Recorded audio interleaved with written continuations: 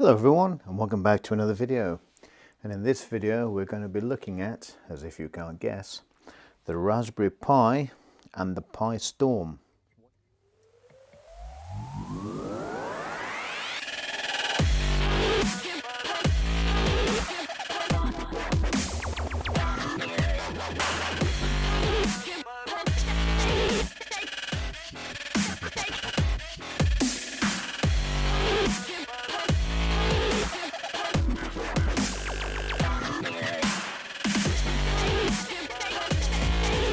This is, or the PiStorm is, a 68K replacement emulator, I suppose, for the Amiga and quite possibly Atari STs and any other machine that uses 68K, I guess, maybe a Mac too, who knows.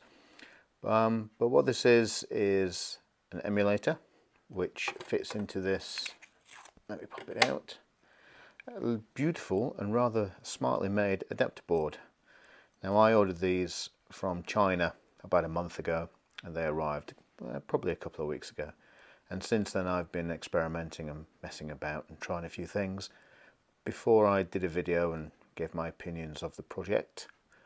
Now the project itself is in very much beta stage. The software, the firmware and all the rest of it is being updated on quite a regular basis, so things will change and do change quite often. So this board here, you have a row of pins down here which plug into the Amiga 500. You have an header which fits on here, which allows the Raspberry Pi to connect onto it. Not this one, but this one. And this is a Motorola 68000 CPU. And this one's from 1991 from my Amiga 500. So the Raspberry Pi and the PiStorm, what do they do? Well, thank you very much for asking. Well, the PiStorm is an adapter board that is intended to be paired to the Raspberry Pi A, well, the 3A in this case, A plus actually, and I'm sure you've all seen one of those before.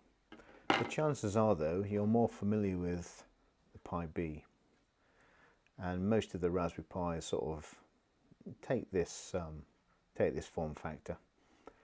You can use this, but you might notice it will cause a few problems in so much as it won't physically connect. So that's why the designer, Claude, what they've done is they've taken the Raspberry Pi 3A Plus, which is this board here, and connected it to an adapter board which will plug directly into the Amiga 500 or 2000 or what else, 1500 and oh no, 1000 as well, obviously. And it will allow you to use a much faster, or an emulated much faster CPU.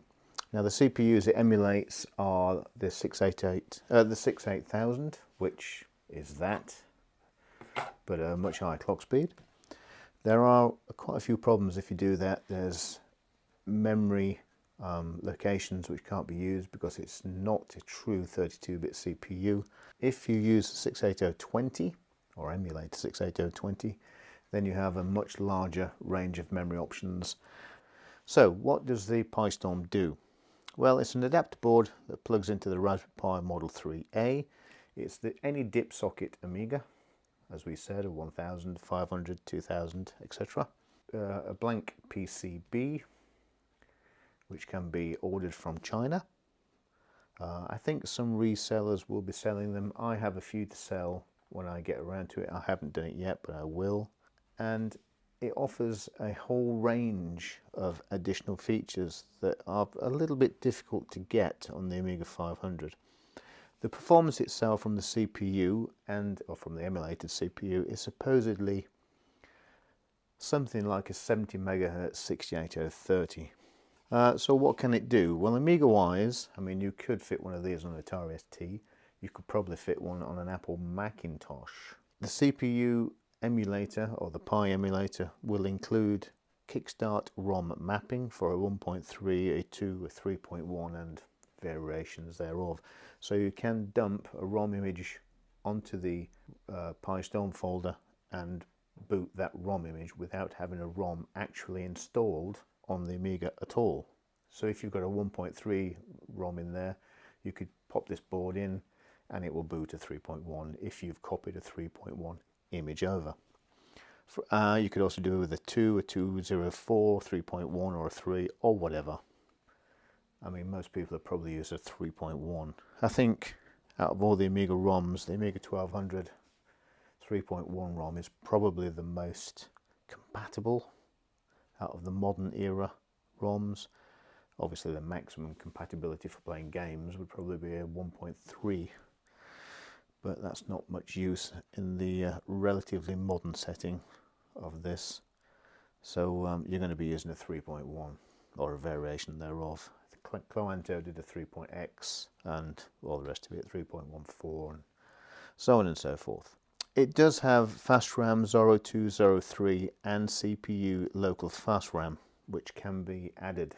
Now you can specify the actual size of RAM you wish. By default it's set up at 128 megabyte. You can edit that to 256 if you feel like it. You can also use a virtual SCSI drive rather than IDE. I think there's an issue with the Gale emulation, so IDE is not supported as yet. Now with the virtual SCSI, it's called PiStorm, and you dump an HDF onto the PiSD drive and it will boot from that.